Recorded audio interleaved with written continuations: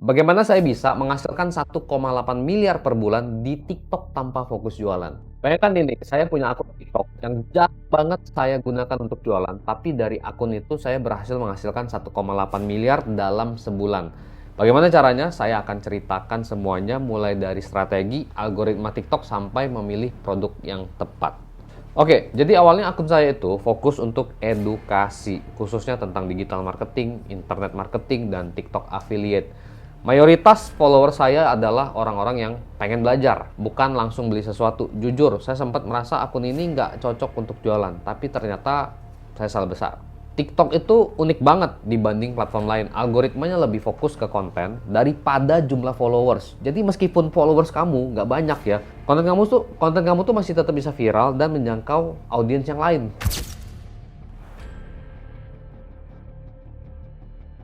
Jadi menurutku ya, langkah pertama yang super penting adalah memilih produk yang tepat. Waktu itu saya nggak langsung jualan, saya lebih banyak observasi dulu, analisa dulu. Saya tanya dulu nih, apa yang dibutuhkan audiens saya, apa yang lagi viral. Dan akhirnya saya pilih niche-nya skincare. Kenapa niche skincare? Pertama, demand-nya besar banget di Indonesia. Kedua, margin keuntungannya lumayan tinggi. Ketiga, produknya gampang viral di TikTok, tapi nggak asal pilih juga. Saya pilih produk yang punya dua hal ini. Satu, banyak dicari orang di TikTok, dan kedua, reviewnya bagus. Salah satu cara saya cari produk adalah dengan cek hashtag seperti hashtag skincare, terus lihat video-video yang sedang trending, dan pelajari apa yang membuat video itu menarik. Dari situ saya tahu produk apa yang punya potensi besar. Nah, lalu kita masuk ke segmen ketiga, yaitu momentum.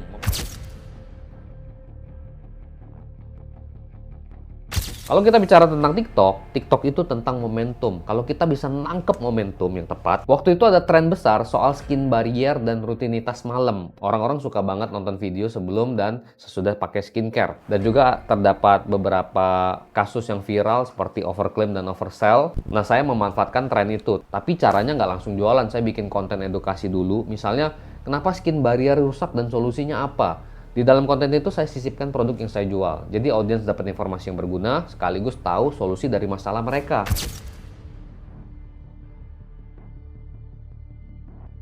Lalu kita masuk ke algoritma TikTok. Satu hal yang banyak orang salah paham, TikTok itu nggak memprioritaskan followers. Justru algoritmanya lebih fokus ke siapa yang butuh konten Anda. Ada dua tipe audiens di TikTok, yang suka belanja, yang pertama, dan yang suka informasi, yang kedua. Saya bagi strategi konten saya jadi dua. 80% konten edukasi untuk audiens yang suka informasi, dan 20% konten soft selling untuk audiens yang suka belanja. Tapi sekarang saya bikinnya lebih banyak ke hard selling sih langsung, karena udah viral ya. Nah, kombinasi ini membuat konten saya tetap relevan dan bisa menjual tanpa terlihat memaksa. Karena algoritma TikTok itu mendistribusikan konten secara luas, video edukasi saya tuh tetap punya potensi besar untuk menghasilkan penjualan. Itulah kenapa algoritma TikTok itu luar biasa kalau kita tahu cara memanfaatkannya. Akhirnya strategi ini membawa saya ke angka 1,8 miliar per bulan. Bukan karena saya punya followers banyak, tapi karena saya paham algoritma TikTok, saya tahu apa yang audiens saya butuhkan, dan saya menangkap momentum yang tepat. Kesimpulannya nih ya, TikTok tuh nggak mempermasalahkan soal jumlah followers kalau Anda paham algoritmanya, memilih produk yang tepat, dan memanfaatkan momentum. Kalian juga bisa kok mencapai hasil yang sama, gue yakin banget. Jadi itulah pengalaman saya menghasilkan 1,8